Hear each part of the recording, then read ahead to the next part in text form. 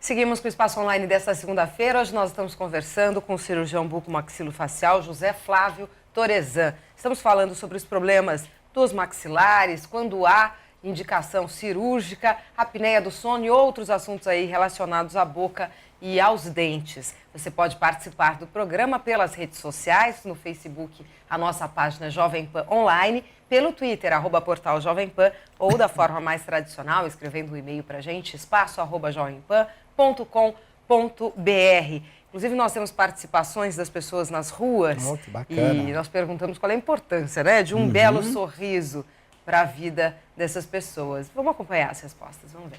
Infelizmente são.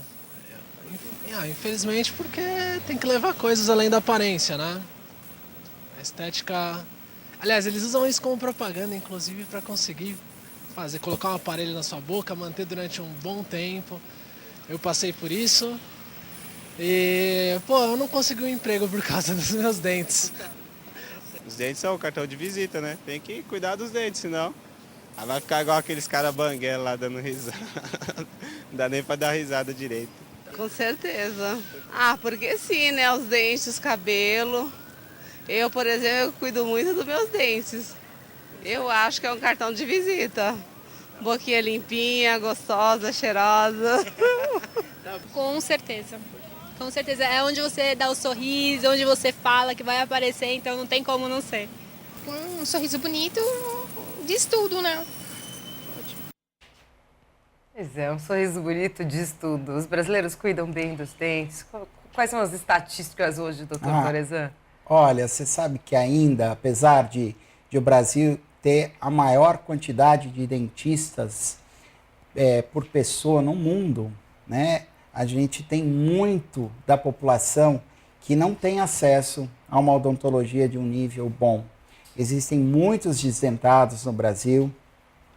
A classe D e E é muito desprovida, mas a gente está ficando feliz porque muitas pessoas estão passando para a classe C, e a classe C é uma previsão de ter nos próximos anos até 115 milhões de pessoas. E essa classe C está se preocupando, cuidando muito. Isso é importante, principalmente, não só por uma questão estética, claro que é importantíssimo, mas a mastigação e principalmente focos dentários. Nós chamamos de focos dentários aquelas infecções que estão do próprio canal do dente. Então, pessoas que precisam extrair raízes, que tenham infecções, isso pode levar a problemas gravíssimos, né? Então, inclusive, infecções de tamanha gravidade que podem levar à morte. Então, é muito Tem que cuidar, né? preocupante. Olha, no primeiro bloco nós falamos bastante aí sobre a cirurgia ortognática, o doutor explicou como é que funciona exatamente o procedimento, até com imagens. Eu queria saber do senhor o que causa esse tipo de problema. Por que a pessoa desenvolve um maxilar muito projetado? Existem causas genéticas, a gente atende muitos casos de síndromes. Síndromes são casos que o paciente, algumas síndromes são crâniofaciais ou síndromes faciais, tem vários nomes, Pierre-Robin, Cruzon, Apert, são síndromes que são mais raras, mas existem bastante na população. E existe o prognatismo com uma característica genética, onde você vê pais, irmãos, também prognatas, né, com o queixo bastante para frente. Mas existem outras deformidades que possam levar, por exemplo, o queixo ficar muito para trás. Mães que não amamentam os filhos, que perdem o estímulo para essa mandíbula crescer, a mandíbula que nós chamamos de maxilar inferior. Pessoas que são crianças que são respiradoras bucais. Então, o pai e a mãe têm que prestar atenção se o filho na fase de 8, 9, 10 anos está respirando pela boca. É muito importante que nessa fase se leve ao ortodontista e ele possa indicar também um otorrinolaringologista, porque recomenda-se sim, ainda hoje em dia, e muito, a extração das amígdalas, do adenoide, porque esse paciente passa a respirar pelo nariz e o ar passando pela cavidade nasal desenvolve os ossos maxilares. Quando não passa, eu tenho um crescimento anormal, então o maxilar cresce muito para baixo e as vias aéreas ficam estreitas. Então, existem essas deformidades que nós chamamos de adquiridas.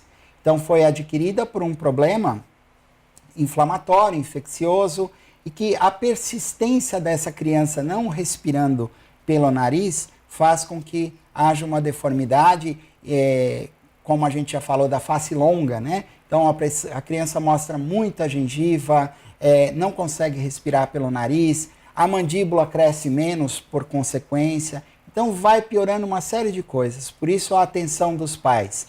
Tem nariz obstruído, tem dificuldade de respiração, é respirador bucal? Leve ao profissional, ortodontista e o médico otorrinolaringologista. Se o problema for verificado logo na infância, vai evitar. Vai evitar, inclusive, a cirurgia lá na frente. O que um cirurgião consciente gosta é que não tivessem mais casos para operar.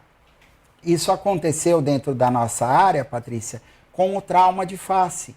Hoje, as pessoas usam cinto de segurança, estão mais conscientes com radares, né? E os carros, graças a Deus, têm airbag, e vai haver uma lei para todos os carros terem airbag e freios ABS. Então, isso diminui o trauma de face. Quisera que não houvesse doenças, né? Que a gente pudesse tratar outras coisas. Agora, o senhor falou que no caso da criança, o fato de ter adenoide muito grande, amígdala muito grande, quer dizer, isso teria uma indicação cirúrgica. Mas a partir de que idade teria essa... cada caso é um caso? Olha, na época que eu era criança, as minhas amígdalas foram removidas com 3 anos de idade. E muito se questionava, antigamente se fazia preventivamente. Eu acho correto, essa é a minha opinião como cirurgião bucomaxilofacial. Se o meu filho estiver passando por isso, eu acho que eu recomendaria ao otorrinolaringologista extrair as amígdalas, rever a adenoide. Então, se o pai ou a mãe percebe que essa criança não está respirando pelo nariz, percebe que essa criança só respira pela boca, em geral, uma criança de 8, 9 anos, Patrícia, tem uma característica chamada face adenoideia. O que é isso? É aquele paciente que tem o rosto já alongado, porque esses ossos da face não estão desenvolvidos, e ela tem olheiras, por causa de sono de má qualidade. Então, o paciente tem episódios de apneia. A apneia também hoje é muito comum em criança. Então, a obstrução nasal, ela tem que ser removida. E eu falo para alguns pacientes que chegam numa idade de adolescência, para os pais que eles devem consultar, a gente indica os otorrinos que nós trabalhamos, para remover as amígdalas e adenoide, tá? Principalmente porque ele vai melhorar a qualidade de vida, vai ter mais oxigenação, melhora a concentração, inclusive na escola. Melhora até na escola, né? Existem estudos que mostram isso realmente. Quer dizer, muito. E como a criança ainda está em fase de desenvolvimento, tudo se formando, aquilo pode voltar naturalmente, vai se moldando. Ele vai respirando pelo nariz gradativamente, vai se desenvolvendo um pouco mais. O próprio oxigênio faz com que aquilo volte para o lugar. E vai acompanhando com um ortodontista profissional que coloca o aparelho dentário.